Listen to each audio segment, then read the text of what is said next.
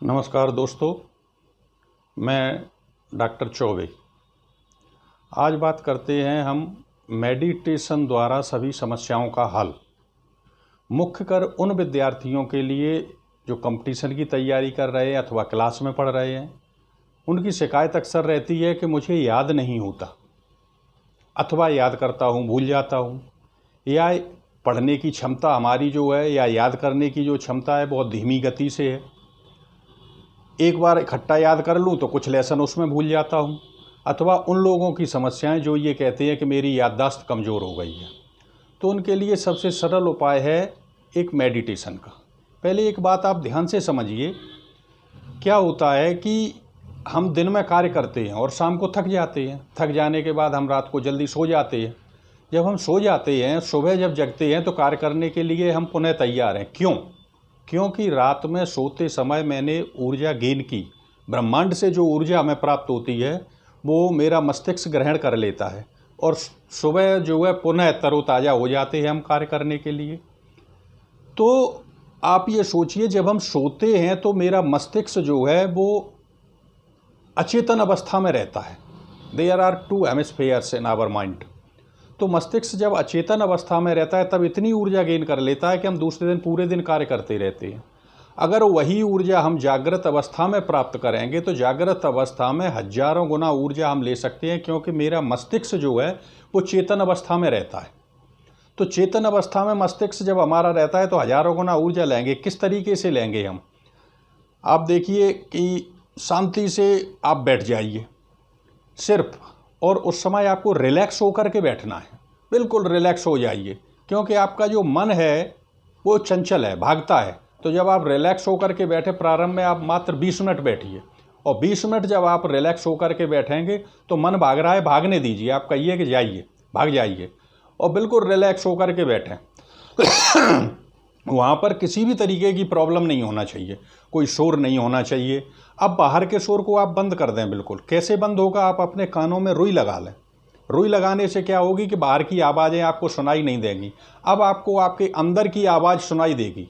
अंदर क्या है आवाज़ें? सिर्फ आपकी सांस चल रही है, लंबी सी सांस जो आपके अंदर जा रही है, और बाहर की ओर जो आपकी सांस निकल रही है। उस सांस पर आप अपना ध्यान रखें, और सांस पर ध्यान को जब आप केंद्रित करेंगे तो आपको अंदर कुछ दिखाई देगा।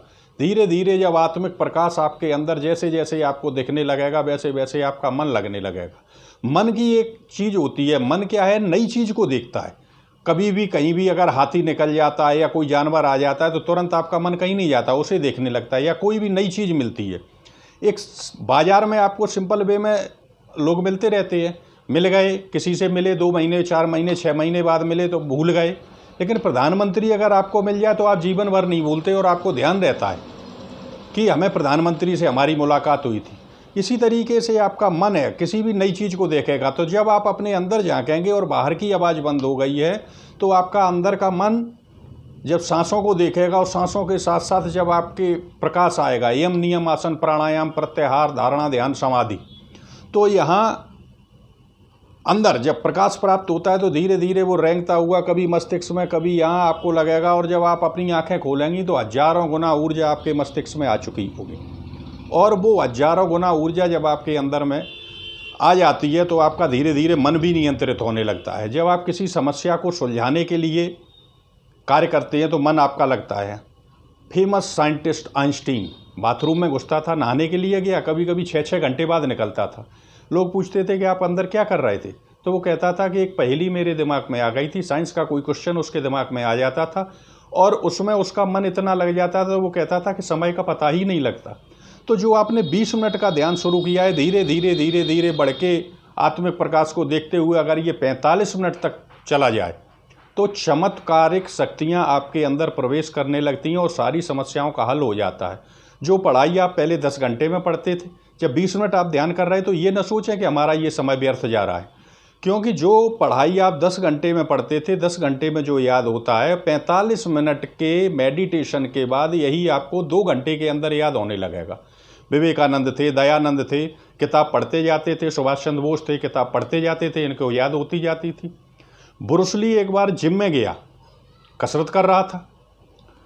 जब उसकी बहन जिम में गई तो उसने कहा, भैया आपको कसरत करते करते 12 घंटे हो चुके हैं, तो उसने कहा कि मैं सेल्फ डिफेंस, आत्मरक्षा के लिए एक कला जो थी उसमें निपुण होना चाहता था। तो मेरा मन इतना लग गया कि मुझे समय का पता ही नहीं चला। तो जब आप इसमें मन लग जाएगा, आपका समय का पता नहीं चलेगा और चमत्कारिक शक्तियाँ आपके अंदर आने लगेंगी। जैसे याद करने की क्षमता आपकी बहुत ज़्यादा बढ़ जाएगी। आप पढ़ते जाएंगे और 2 बार आपने दोहराया तो आपको याद हो जाएगा। भूलने की समस्या आपकी बिल्कुल समाप्त हो जाएगी, फिर आप भूलेंगे नहीं। जो एक बार हो गया माइंड में फीड हो जाएगा, बिल्कुल मेमोरी में गया, वो आप हाथों में आपके जो है एक्यूप्रेशर से इलाज होता है। महात्मा बुद्ध इसी से इलाज करते थे। अंदर से आपकी जो भावनाएं हैं वो बिल्कुल बदल जाती हैं। श्री राम ने इलाज किया था। बाली ने जब सुग्रीव को मारा था, उसने कहा था शरीर में बड़ा कष्ट है, मैं दोबारा लड़ने कैसे जाऊं? तो तन भा कुलिस गई सब पीरा, हाथ राम ने उसकी पीठ पे फेरा और उसका कष्ट। तो ये क्या था? एक्यूप्रेशर था। तो चमत्कारिक शक्तियाँ हाथ में आती हैं। तो एक्यूप्रेशर आपके कहीं किसी के बॉडी में दर्द हो, स्त्री के, पुरुष के, किसी के भी, और आपकी भावनाएं बड़ी बदल जाती। चेस्ट में दर्द हो, पेट में दर्द हो, पैरों में दर्द हो, हाथों में दर्द हो, कहीं भी दर्द होगा, और चाहे वो भले ही लेडीज हो, लेकिन आप उसका दर्द जब नष्ट करेंगे तो भले ही दूसरे की भावनाएं कुछ भी हो, आपकी भावनाएं भी नहीं बदलेंगी। आपको वहाँ स्त्री पुरुष से कोई फर्क नहीं पड़ता।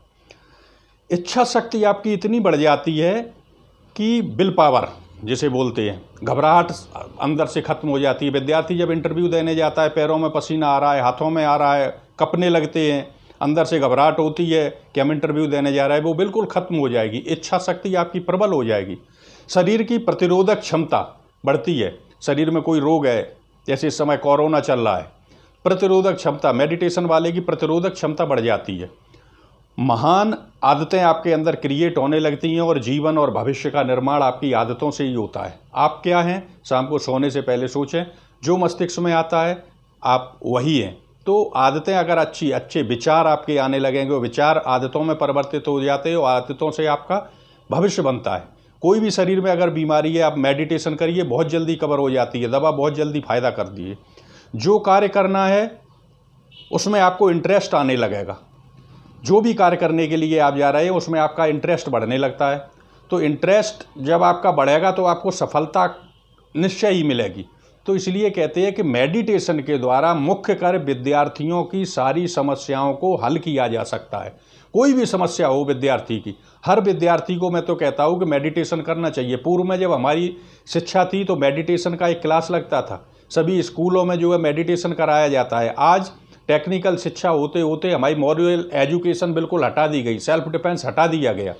तो मॉरल एजुकेशन इतनी ज़रूरी क्योंकि सारी जो शिक्षाएं हैं आगे की वो उसी पर डिपेंड है। जब आपका माइंड डेवलप हो जाएगा then you will be able to solve every problem. अगर वो समस्या हल नहीं होती है आपकी और आप उसी में लगते थे, इट मीन्स मॉरलिटी की कहीं ना कहीं कमी है। तो मॉरल एजुकेशन जो है आज के युग में अति आवश्यक है। इसलिए ये कहते हैं कि do your duty well if you are a spiritual person with the worldly attractions, materialistics, then you will get success definitely. नमस्कार।